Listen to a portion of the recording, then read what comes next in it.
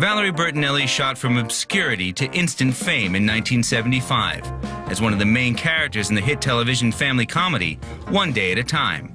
Only 15 years old, she had to work doubly hard just to keep up with the other more experienced cast members on the show.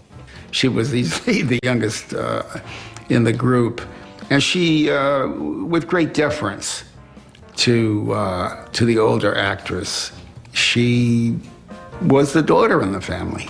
I was in the audience when we shot the pilot, and just seeing her up there with her, I was sitting with her family, we had tears in our eyes. We were all crying because we were just so excited for her and just so excited to have made it to that. I'm sure that it was difficult to cast Valerie only from the sense that she was so new and unproven and unknown. But, you know, so they no doubt had to go to bat to get her and, you know, to fight a little bit, just because usually they like to go for a name when they can. But she overcame that, you know, and she had to do it with her charisma and, you know, and talent. If you're an unknown, they don't just cast you in a show if you're, you know, a little bit cute and wholesome. You have to have a lot going. It has to be the whole package. And, you know, she seemed to have the whole package going from day one. Determined not to let down the cast or herself, Bertinelli insisted on continuing acting classes while dealing with her grueling 16-hour-a-day shooting schedule. She was a great student. She was faithful, was there every week, always knew her scripts, always wanted more information. So she was very adaptable and wanted this. Valerie was a very determined young person and able, but not practiced. She hadn't, when she started with One Day at a Time, she had not had any seasoning. Bertinelli's character, the teenage Barbara Cooper, was originally intended to be portrayed as a tomboy. After a great deal of work with her acting coach, Valerie and her character Barbara began to grow. It's interesting when someone has a shyness about them, they're hiding something in there that's very deep. And with Valerie, training her and teaching her and being with her and going over so many of the techniques of acting, I could see that she would get into the characters and bring out a portion of that character that only someone who had the ability to really understand acting, she could do that. She could bring out those characters. She brought out even emotions that she didn't even know she could. By the beginning of the second season, in the fall of 1976, Valerie had blossomed into a beautiful young woman. And to everyone's surprise, the show began drawing a huge male audience. She was sort of, you know, the girl next door, your kid's sister, all rolled into one. Plus, she was an extremely attractive young woman. And for a teenage boy, that meant a lot. She was cute, so she would get the, she would get the boys clamoring to look at her as well. And, you know, she had the wholesome thing going in spades. And she was just effervescent and impossible not to like. With her new, more mature look, Bertinelli started attracting the attention of more than just new viewers. She was soon getting offered roles in TV movies, which were shot during the summer hiatus from filming One Day at a Time. From that work on television, it enabled me to do any kind of film I wanted to do for TV, which was very nice. I have a set career for me already.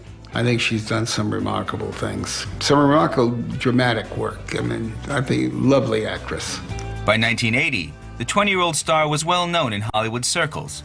At one point, she auditioned for Raiders of the Lost Ark, and as some people know, at one point she was also romantically linked to Steven Spielberg. I guess one day, one or the other one woke up and went, "Oh my God, I'm dating Steven Spielberg," and then went, "Oh my God, I'm dating Valerie Bertinelli. What are we doing?" She did not get that job for Raiders of the Lost Ark, and as far as I know, she did not work with him. Valerie may not have gotten the part in Raiders, or indeed Steven Spielberg, but one day in August 1980, while visiting her brother Patrick, she got someone else. It was during the actors' strike, and my brother Patrick called me up and said, "Van Halen's in town, can you come out? You know, we can get backstage passes and everything." So I said, sure. I'd never really listened to the band before that. And so I started, there was an old tape in my car that my brother left, and I started listening to it, and I heard the guitarist, and I immediately said, "This man is brilliant, he's very talented." And then I saw a picture of him, and I said, he's cute. It was really exciting that Valerie Bertinelli was going to come to their show. And she came to the show and came backstage afterwards and met everybody and met Eddie. And then the rumor started that she was coming out on more dates, and she started showing up. Oh my God, Valerie Bertinelli and Eddie Van Halen. Yeah, I mean, you just couldn't see that one coming 10 miles away. It was shocking. It was really along the lines of like the Heather Locklear, Richie Sambora coupling. I mean, this was like the ultimate good girl and the ultimate bad boy being thrown together. But people who were in the room at the time kind of talk about it as like love at first sight, that they just looked at each other and just boom, that was it, like a love story was in the works. And even though there was some pressure on him not to get tied down, because this was like, you know, Van Halen was really kind of hitting its prime, they were just destined to be, and they were just not going to be apart, and kind of the rest was tabloid history in a way. I think people wondered, what is Valerie thinking? And then once they accepted the fact that she was actually dating this guy, they thought, you know what, it's just a phase. We saw each other for the first time in a hallway in the back of the Coliseum, and we took one look at each other, and we got married 8 months later.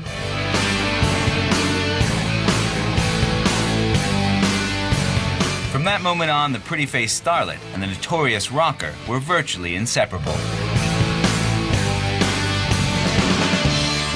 Opposites do attract, I guess, and it really worked for them. And she probably chiseled out some of his rough edges, and he probably did the same with her, and making her a little more daring and dynamic. They actually look alike. They look like brother and sister, if you remember, in those days. They would go out into all kinds of events, or they really had a similarity to them. In April 1981, only 8 months after the pair met and 2 weeks before Valerie's 21st birthday, Valerie Bertinelli and Eddie Van Halen were married.